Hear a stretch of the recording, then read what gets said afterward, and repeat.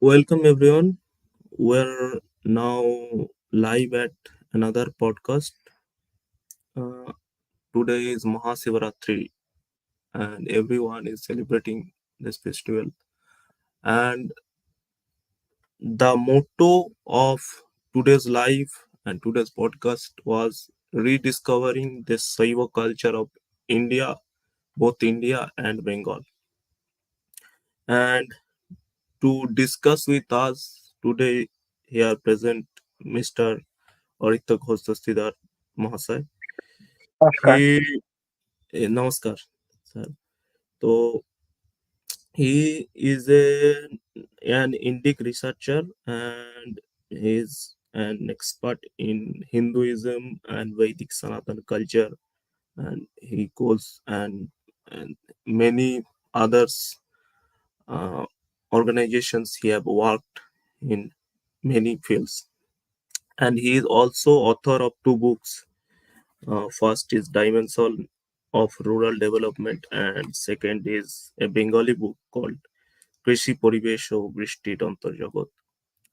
And he has an in-depth knowledge about Shaivism, and he has delivered an tremendous lecture on Shaivism and its development and its history. So we that's why we have invited him in today's podcast. So, Aritra ji, first I would like to know why today is Mahasivaratri and why do we celebrate this? What is our uh, motto behind the celebration of Mahasivaratri? Please tell our viewers. Firstly, thank you so much, Jodishman, for bringing me to this podcast because I think these are the topics in which we should be speaking about more and large because today's youth are working more and more towards in the Indic thought process and people are gaining more popularity and gaining more influence and interest in these fields only. So I think this topic should come up, and as India is growing to a Viksit Bharat, to a developed nation, there we have to be much aware about our roots, about our cultural heritage. So I have been asked about this Mahashivratri. Now, what is this Mahashivratri? Mahashivratri is definitely um, a day when we are to celebrate the great Shiva. And to celebrate the Shiva, Shiva is the one who is untouched by darkness or by light. So he accepts everything.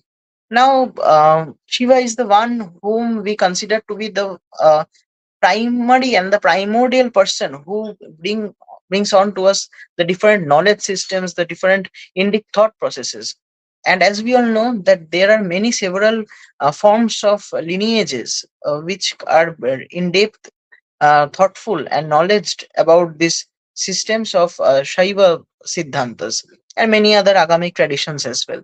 So there, I think Mahashivratri is a day to cherish all these accomplishments, all these thought processes of Shiv, and to understand who Shiva is, and to understand him and meditate on his name. That's why I think Mahashivratri has to be celebrated by each and every individual so that we can understand the meaning of Shiva. So, Aritra ji, my second question would be that what is the process of Shaivic traditions in both Bengal and how it developed, and we also want to know its history behind what is the history, how rich was this culture, and just like other aspects of Shaivism in India and both Bengal. Okay, okay. So there are many forms of Shaivism which we know about in the field of in the domain of this Bharata. So when we are talking about the Bharatiya lineage of the Shaiva tradition, we can find many instances, whether it is the Prik Parampara, which is based mostly on the Kashmir Shaivism segment, and also on the Shaiva Sidhanta path, which is based mostly on the South Indian sections. When currently we are trying to delineate, or we are trying to disassociate from the Bharatiya perspective of inclusiveness, when we are trying to break India into two segments of North and South, then I think this is the main stream, this is the main source of knowledge from where we can understand that Shaiva Siddhanta, or the Shaivic processes, the Shaiva Agamas, all these are interlinked. And we all know that as we have, there is a deep connotation that Sanskrit is the oldest language or Tamil is the oldest one. We all came to know that both has been originated from the Damru of Shivji. And when he was beating the Damru, from one side emanated the Sanskrit and from other side emanated Tamil. So this is the point when we think that both the Sanskrit and the Tamil lineage get intertwined with each other and gets mixed up in the Damru of Shivji. So I think Shiv is the connecting factor behind both the segments of India, that is the northern one and the southern one. And apart from this, when we talk about the Shaiva Siddhantas or the Shaiva thought processes of the Bengal thing, we can see that there is a bit of Shakta tradition, or a Shakta imprint, which is there in the thought process of the overall Bengalis. So there, I think in the eastern segment of India, the most of the segment has been Shakta. And as we all know, when we talk about Shakta, there is worship of the feminine. And where I think the puja, the worship of the masculine, Shiva, gets somewhat intermixed. So there we can find a cultural worshipping of both Shiva and Durga in the same process, in the same patterns. So we you have said a lot about Shiv and Shakti and Saiva Parampara, how it evolved and it made the cultural homogeneity of India from south to north, from Kashmir to Kanyakumari. And next question, what I would like to know is, as far we know, most of the Saiva acharyas and Saiva parampara and Saiva customs are based on agamas. So I Absolutely. would request you to tell what is agama and what is its prospects and other things to our viewers. Absolutely so. Absolutely so. As we were talking about the Shaiva Siddhanta Agamas, we have to know what are the basic Agamas, and how we can understand the Agamas. Now, see, there are many systems from where we can derive the knowledge. So, one of them, which is being considered as the supreme one, is being the Agamas. Now, by etymology, if we go, then we can find that the Agamas are being derived from the word uh, agaman, which means, so let's break this thing into different segments. Now, when we call the word agaman, this agaman can be divided into a. So a means, now also we, in Hindi or in Bengali, in Sanskrit, in Assamese and in Odia, in many of the North Indian languages, when we call up a, we can understand we are calling someone. So uh, a means to come. So this is the from very first segment we can understand from the word agaman. A means to come. It reflects the verb to come. And when we go from the texts, the scriptures, we can find that the um, words of Shiva, which come from the five mouths of Shiva, that represented the word A, because they came from the five mouths of Shiva. Now, what is the next segment which we can stress on? So the next segment is aga. So the next part is ga. So gaman or gum means to go. as we all know. See, also we can find a bit of etymological similarities between the English word go and the Sanskrit or the North Indian word of gaman. So if we break this thing, gum means, it means that to go. Now, by scriptures, if we go to this thing, we can understand that it went to Parvati. So A means Shiva, which came from Shiva and which went to Parvati ji. And if we go by man, so now these agamas are a bit of conversations between Shivji and Parvati ji, which came from Shiva and went to Parvati ji. Now, what is agaman? Now, this man or this acceptance, matlab मान लेना, or in Bengali we also say mene NeVA. So this man, this mene NeVA always means that it is to accept because it was accepted by Vishnu. So there are many texts which refers to this thing. And also, if I want to focus on this thing, then we can clearly understand that the tantras are not generated by mankind, rather they are fundamentally received by them. S- that is being received by mankind. So in this depiction, the concept of revelation is not explicitly present, but I think there is no assertion that a man receives a book directly from God or by divine inspiration. So we can understand that there is a continual flow of knowledge from teachers to students. That is, that we all know it is being called as the Guru Parampara. And also from this Shaiva thing, we can understand that this hypothesis is mostly being stated in many of the occasions. And also we can see that the learning is um, being delivered through a dream or any such miraculous means, so that there is a concept of relationship between the teacher and the student. And ab- absolutely there is a extraordinary long line of transmission which are being emphasized in this thing. So we can find that in between God and man, there is constantly a series of divine entities and a superhuman sages acting as an intermediary. So also one of them being known as Satyajatiji, he expresses the idea of the divine origin and the nature of tantras in a more abstract manner.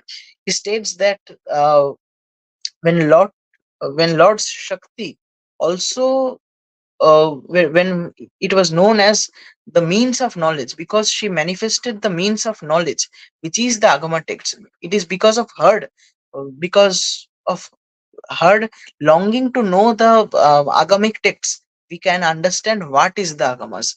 So this is why we can understand she takes her residence, and through their conversations we can understand what is the agama.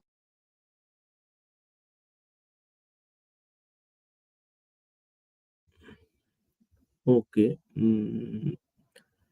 So you said a lot of things about agamas and how it was created between from the conversation of Shivji and Gauri, and how it evolved and its raw materials. You have also mentioned those things. So my next question would be, uh, as we know, there are two types of tantric practice. First, majorly, obviously. First is Nigama and second is Agama. You said about Agama, and first, my next question would be, what is Tantra?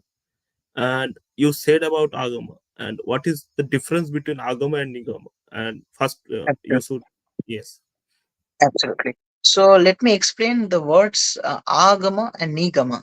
So when I was speaking about agama, I told about it came from Shiva's mouth, and when we speak of nigama, it means that it came from Shiva's breath, Shiva's exhalation, the nishwas, the prashwas which he exhaled. From there came the nigamas, and from nigamas the Vedas came. This is the trajectory which we all know. And when we talk about agamas, those were the words which are being directly being told by Shivji himself. And when we talk about tantra, Now, the word Tantra, which is often employed synonymously with Agama, has many connotations. Now, we all know that Tantra has many negative connotations as well. But when we speak of etymological roots, the word Tantra has mainly two roots, which is the one Tan, which means to proliferate and knowledge or diversify. That is Tanu Vistare iti Tantra.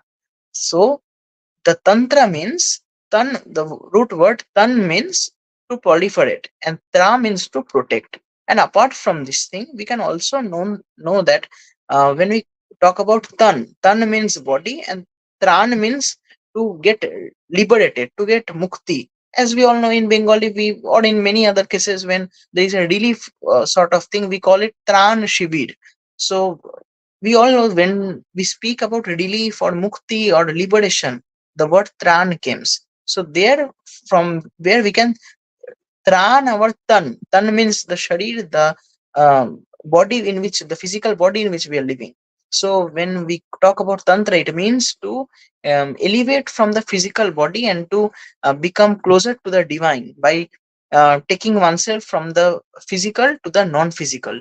So this is the basic definition or the basic meaning of the word tantra. Apart from this, the basic tantra which we know today is not that which was being spoken about in the previous days when this knowledge was being produced. We can understand that in case of tantra, there apart from tantra we can also see there were mantra which spoke about magical words or the mystical words. And both these things, apart from both these tantras and mantras, there were mystical designs which were called as yantras, or in Bengali we call it jontro.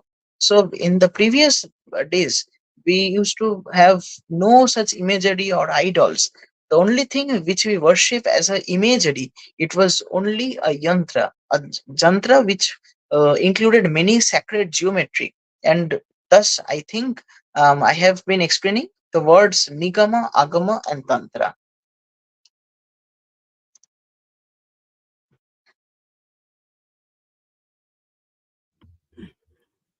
Our next question would be, what is the effect of Tantra on Shaivism, and what is the Tantric Shaivism? We would Absolutely. want. Absolutely. Thank you. So, right now we were talking about this Agama and this Tantra.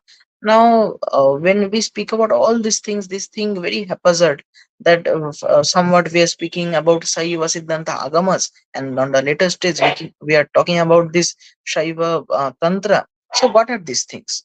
Now, if we try to compare the words Agama and Tantra, then we can find that as I was speaking about Agama, Agama is essentially is a tradition, but Tantra is a technique. But both share the same ideology. In almost all the Agama text, the first chapter is called Tantra Avatara.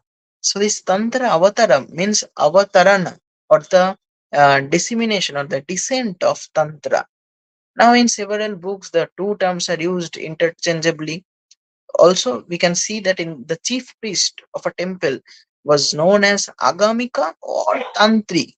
So, the word Tantrik or the Agamika both were palpably same thing. And also, we can see that in the case of Agamic texts and the Tantra, both deal with the same objects and adopt the same principles. But the Agama is much more wider in scope and contains materials which are much more theoretical, discursive, speculative. And Agama is said to be characterized by seven lakshanas, that is creation, dissolution. Now, if we talk about the Sanskrit word, the creation would be Srishti, dissolution, Pralaya, the worship of gods, which is Devatarchan, spiritual practices should be there, which is the sadhana. Apart from this, repetition of mantras have to be there. And also, there has to be a group of six magical practices which are known as the Shatta Karma Sadhana, and contemplative techniques, which is known as the Dhyana Yoga. Now, Tantra deals only with the practical aspects and the methodological issues of the Agamas. So from the above discussions, we can easily state that Tantra and Agamas are definitely the same thing. And also there are many such instances and many such literature which convey to us that both are synonymous to each other. And if we know about this thing, that the word Tantra Shastra had been emerged from Shiva's mouth, and that's why it's called Agama. Now, these are the basic things, and apart from this, I can quote many of the Shaiva Puranas, which also resembles this theology or this philosophy. So many a lot of verses have to be quoted now, but I am not going into those things. And currently, I am focusing more of the um, ancient tantric practices which are based on this Shaiva Agamas. Mainly, we can find that the Shaiva Sidhanta is basically being the one which is based on Agama, and it follows tantric practices as well. Okay. Mm, first, my question would be, what was the history of Saiva Sampradaya of Bengal? And both, I would like to know about both the communities, both Pasupat and Siddhantik sect. Okay. What is Okay. their history? Okay. Now, if we classify the Saiva Siddhantas or the Saiva Tantras, basically, then we can find that Shadasiv means the eternal Shiv, Tat Purusha phase, uttered Garuda Tantra, which is from the Purvamne, Vamdeva phase, created the Vama Tantra, Uttaramne, Sadojyata phase, defined the which revealed the Kaula uh, Bhuta Siddhantas, which were definitely the 20 Bhuta Tantra, which were being revealed from the Paschimana. And apart from this, the Aghoda faces uttered two classes of Bhairava Tantra. One is the Dakshinamna, and the Ishan face revealed 28 Siddhanta Agamas, which is from the Urdhvamna. Now, if we talk about the basic classification of this Siddhanta Saiva Tantras, then there are 28 Siddhanta Agamas, which are divided into two parts. One is the Bheda Avastha. At the Bheda Avastha, we can find the 10 Agamas which are being emerging from and being propagated to 10 different Shiva. There are many, I'm not going into the exact names. One is the Pranava Shiva, True Shiva, etc. Many Ganas are there, and many Shaiva Agamas or the Shaiva Bheda Agamas are there. Now, at the Bheda Abheda, that is the Rudra Avastha, 18 Agamas have emerged and propagated to 18 different Rudra named Ganas. That is uh, many, there are many 18 ones, there are many, I am not quoting those are being called as the Rudra Agamas or the Rudra Bheda Agamas. Now these are the basic disseminating factors from where the um, Saiva Siddhanta originated. Now if we talk about the Saiva Siddhanta tantras from the Urdhvamna, then we can find that as per the Kamika Gama, each phase of that each five phases of Sadasiva was further subdivided into five more subtle phases. From this, similarly, the Ishan face of Sadasiva was also subdivided into five subtle faces, which are also known as the Sadyojata, Vamdeva, Aghoda, Tatpurusha, and many others was there. So, apart from this, from these five subtle faces, under the Ishana Vaktra, all the 28 Siddhanta Agamas has emerged. And if we go by the Kamika Agama, which is one of the Agamas, which is the basic thing which we have to understand, then we have to focus on the emergence of Siddhanta Tantras, which follow two orders. One is the order of creation, that is the Srishti Krama, and other is the order of dissolution, which is the Laya Krama. Now, these are the basic factors from where the Saiva Siddhanta got disseminated into various fields and various folds.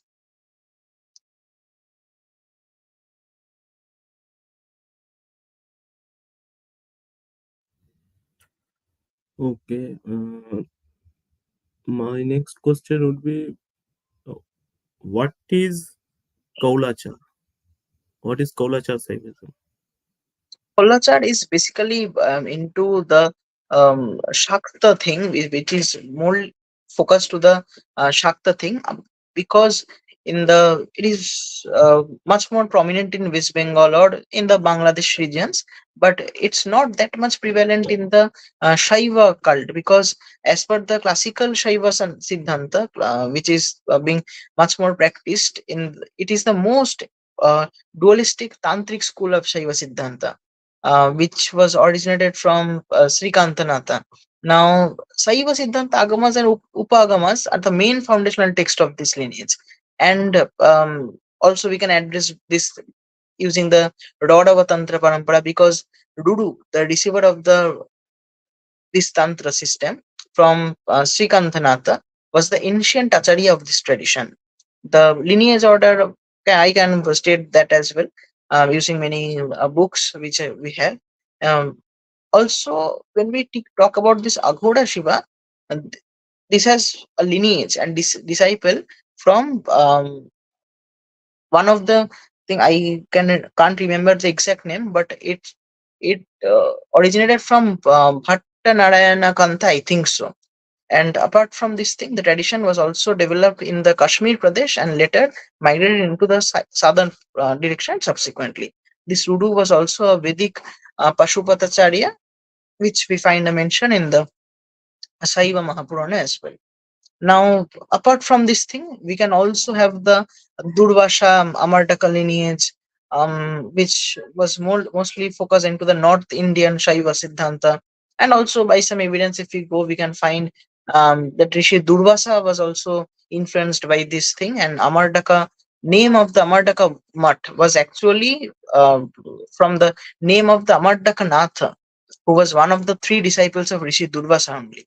So these are all the main focal standpoints of the Saiva Siddhanta, and also many traditions follow the Nandinatha tradition, which is one of the most ancient cults of Saiva Siddhanta. And this philosophy of the tradition is, they follow Saiva Monism. Monism means a single entity is being worshipped here. And the 28 Siddhanta Agamas and other Siddhanta Upagamas are the main foundational text of this tradition. Now, Sikanta Nath Shiva was the main originator, and the Maharshi Nandinatha, who was a avatar of Nandikeshwara, was the Adi propagator of this ancient tradition. We can also find references of many of the sages like Rishi Patanjali, Shiva Yoga Muni, Sanaka, many others are being there, Sanatana, Panini also were there in this lineage as well. And I think after this, only single one gets remaining, which is the Skanda tradition. According to the Tamil traditions, Lord Shiva taught the Siddhanta to main disciples, Skanda and Nandi.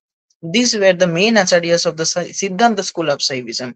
So these has been established into two Guru Parampara known as the Skanda Parampara and the Nandi Parampara. Now this is the basic lineages which follow the Saiva Siddhanta Agamas of today's modern day Shaivism. So, can you say something about Pasupat Shaivism? Pashupat Saivism. Currently, I don't have the exact references, but there the basic lineages have to be known. But we can find a rich reference into the Mahabharata as well, where Arjuna is taking the Pashupata lineage and gaining the Pashupata Astra, which he uses to kill, um, I think, Jayadratha. And by killing Jayadratha, it was in the day of uh, a solar eclipse, when the solar eclipse was done by Sri Krishna's Sudarshan Chakra. And after the using of Pashupatastra, the head of Jayadratha directly fall into his father's lap, because when his father opened his eyes and saw that his son's face was lying in his lap, he just throw it away into the ground, and it was a curse made previously that whoever um, kills Jayadratha's head, he would be diminished into ashes and would be burned into death. So these are the basic references which we find in Mahabharata.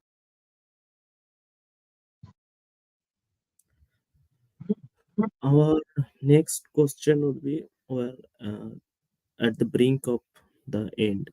Mm, Many people says that mm, Bengali Shakti Parampara, Bengali Shakta Parampara is an extension of Shaivism. Is it right? Absolutely, sir. Absolutely, sir. I also feel in this pattern only, because if we go by scholastic developments, we can see that the Tantra, basic Shakta Tantra, when we speak about the Shakti worship, we can see that in case of Shakti worship, a heavy imposition of Tantra is there. But in the previous cases, when we talk about Sada Shiva and Adi Shakti, there we can find the exact same tantric practices which were being followed by the Shaiva Margic traditions was being directly moved from Shaiva to the Shakta cult. In the Shakta tradition of Bengal, it was more of a Shakti worship where one has to achieve such siddhis to gain important powers, important supernatural mystical powers, which were being called siddhis. Ashto Siddhi, Navo Siddhi are being one of those, or being a few of those. But apart from this thing, when we speak of Shaivism, there the ultimate goal was to make oneself inclined and delved into the path of Shiva, in which one directly moves himself up to the stage of Shiva, where he does not want the power of siddhis to attain moksha. So these are the different paths to attain moksha.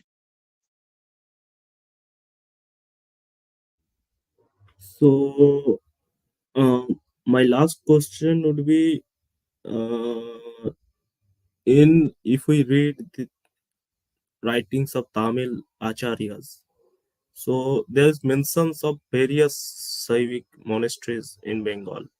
So can you mention their current location where these monasteries were situated and how it declined? Yes. See, the exact locations are to be taken from Google only, because Google GPS is much more accurate for these things. But apart from this thing, when we speak about the overall transformation of the Bengali Shaiva cult into a very diminished thing, I think it was because there was no such textual material which could be followed by the Bengalis for the uh, transmission of the Shaiva lineage up to the Bengal. There was no such Bengali differences which Bengalis could follow. And if we talk about the Shakta tradition, there we can find many such differences, such textual differences in Bangla, in Ahomia, in Udia, which can be transmitted, which can be spoken about, which can be read about by the Bengalis, by the people of the eastern sections of India, or present day Bangladesh. So there, I feel the textual references was deprived, and finally, the Bengali tradition of Shaivism, it lose its footfalls in Bengal.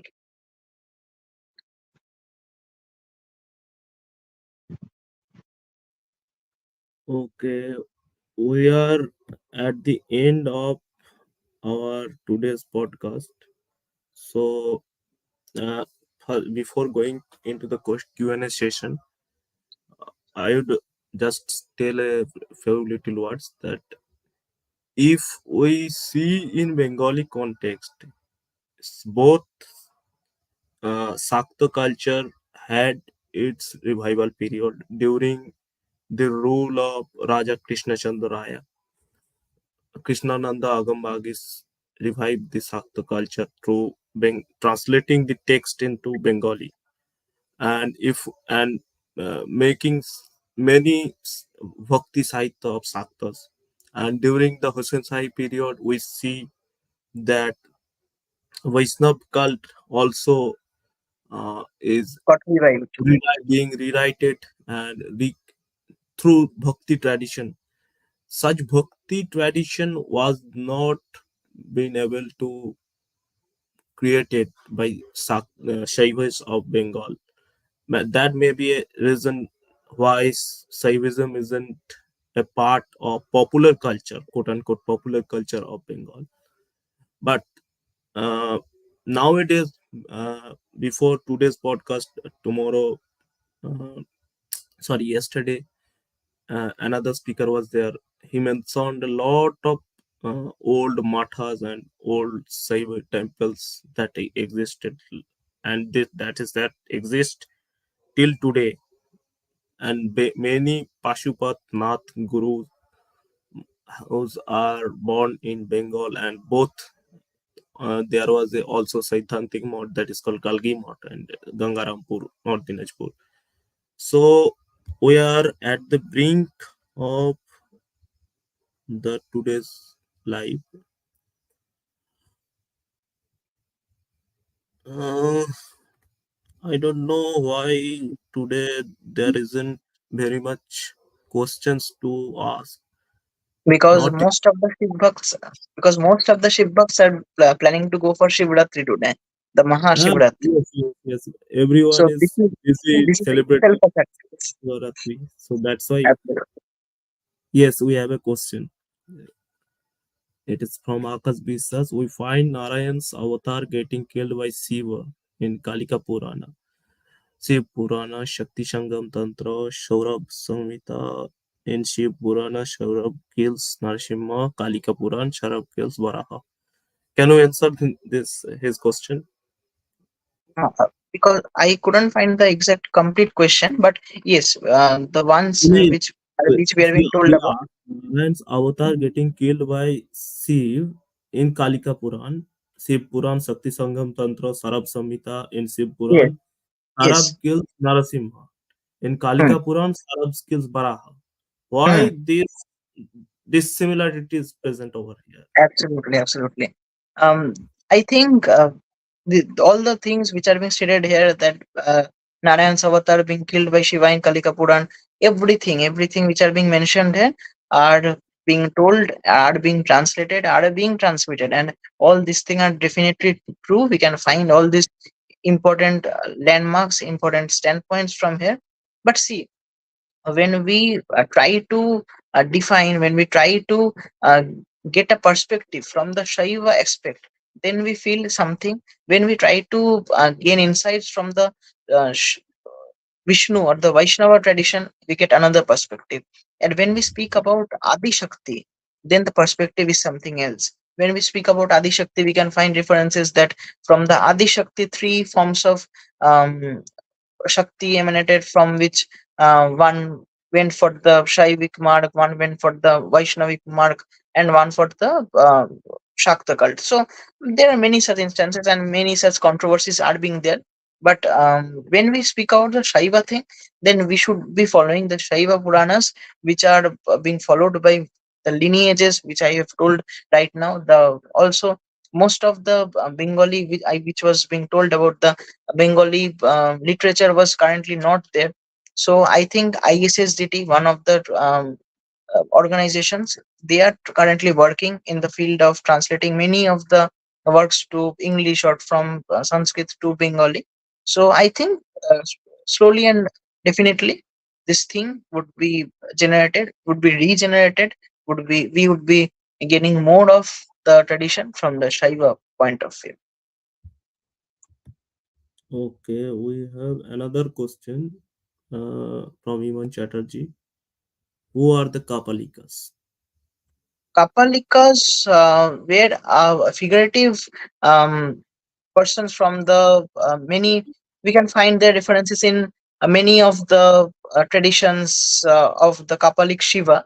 But I think those were not a form of Shiva which was Vedic in nature. Kapalika tradition was mostly a tantric one. Obviously, it followed a part of the Bhairava Tantra. And also, when we speak of the Kapalika tradition, when we can find that the ancient worshippers of the Rudra, um, we can find their roots in the ancient period, and it was a tantric and a non-Puranic form of Shaivism, which I think was mainly following, which had a following in the medieval period. And also, when we speak of the word Kapalika, it definitely came from the word Kapal, which means that skull. And skull, as we all know, that skull means the kuli, or the in Bengali we call it kuli. Also, It was more of a Bhairava thing. It was more of a tantric form, which was a very fearful one. So these are the Kapalik form of Shiva. I think this isn't a question. He just commented, but I would like to know what is Bhairava Tantra.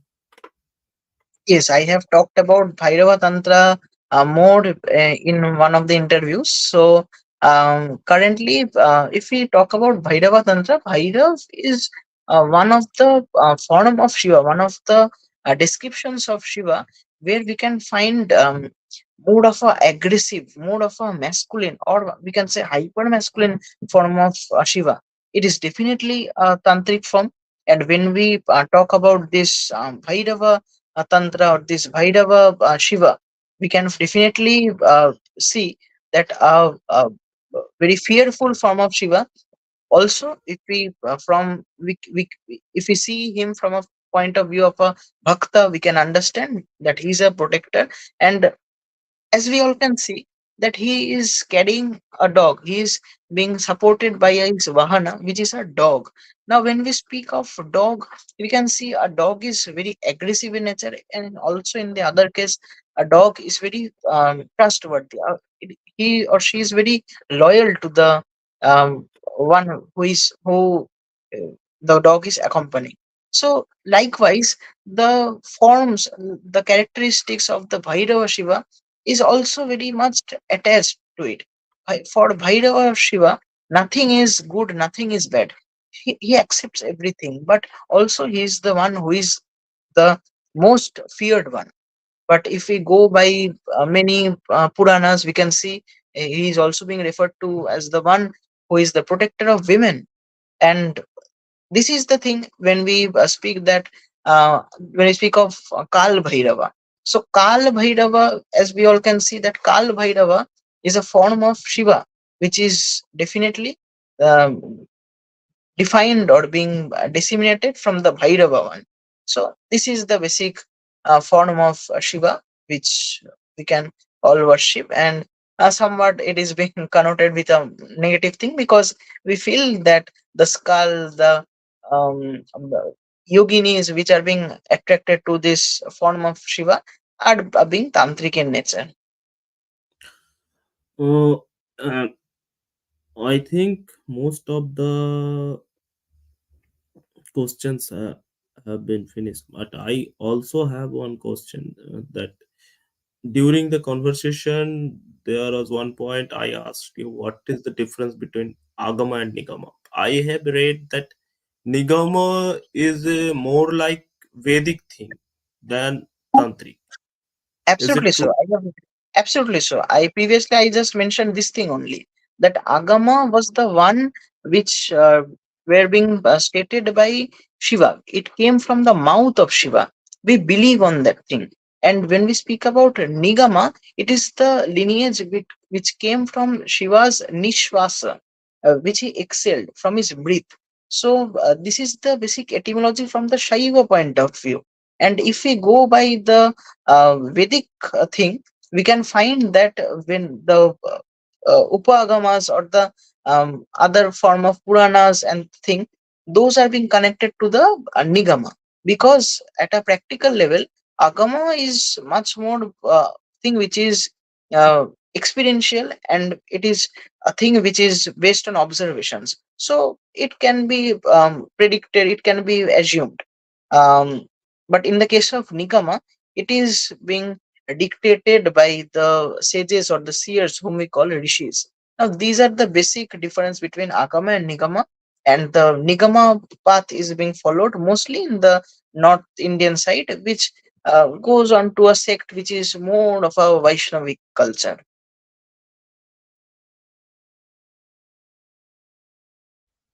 Okay. Uh, I think Akash had a question, but I think the whole he couldn't type the whole, so he WhatsApped me. So he asked that in Sarabsam he killed first five avatars of Sukshma Agam doesn't mention any specific form but accepts the killing of first four by Shiv. We find Matsya Shamarmurti and Kurma Shamarmurti prints on Google, and yesterday I found a Matsya Shamarmurti where the face of Shiv is of a stork killing Matsya with his beak. May I know the references of this Murti and paintings? I think it is a long question, and you can you answer this? For this, I have to understand the exact question, and I if I get he just contacted by, yes. If you anyone interested to contact him, we will please mail us. Uh, we will provide his contacts. You can ask him personally, or you may also provide your what's your sorry your Facebook profile or any kind of social media platform where you are available. actually, I am not that much available in social media. They can Okay. mail me directly at Aritra GD 2018 @gmail.com. I am repeating once, Aritro Aritra GD 2018 @gmail.com. So they can Okay. directly mail me. I will definitely show some Please also interest. provide me also. I would pin commented this thing. Okay, And okay. we have a last question. It is not sastric. It is more like a political question. One. Can you Absolutely. answer? I would like to take up this question. I would definitely like, because yes, in the very beginning only I was talking about this thing, and I am being surprised and being interested because they are being asking this question. See, we can see that in the Dravidian propagandist, they are right now we were talking about the agamas and the nigama systems. So what I was speaking about in the nigama systems, which were being followed mostly in the northern India, those were the Nigama systems. And the Agamic system, it went down to the Tamil, or it went down to the South Indian sections, which definitely moved on to the Shaiva Sidhanta mark. Now, also we can understand this as it is being quoted here that Dravidian propagandists in Tamil Nadu say that Tamil Shaivism is completely opposed to Brahmans and Brahmanical traditions. But also, we can see that in case of the um, uh, priest, the chief priest, have been called the Tantrik or the Agamika. Now, when we speak about Tantrism, it defines that Tantran. So this Tan, this physical body is being liberated, and when this physical body is being liberated, then we liberate all our family attachments of the caste, the varna, everything. So few in few instances we can find that the brahmanical tradition that is being followed by the lineage of family, the castas, those were not being efficient in this Shaiva cult of Tamil Nadu or the Dravidian thing. And also in if they are so much against caste and varna system, and they say Shaiva and Agama culture is a part of Tamil thing, not Indian. So, in my opinion, if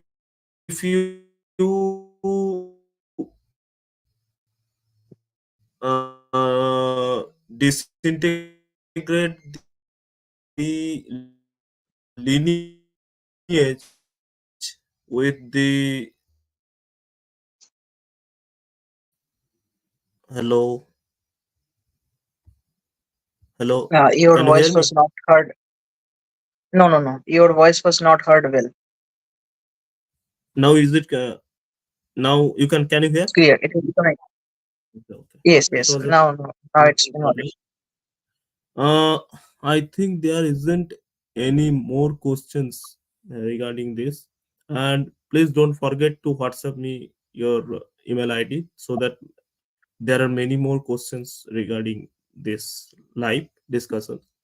So I will pin comment this thing. So thanks a lot. You came here and discussed all about these things. Har Har Mahadev. Har Har Mahadev. Thank you so much for addressing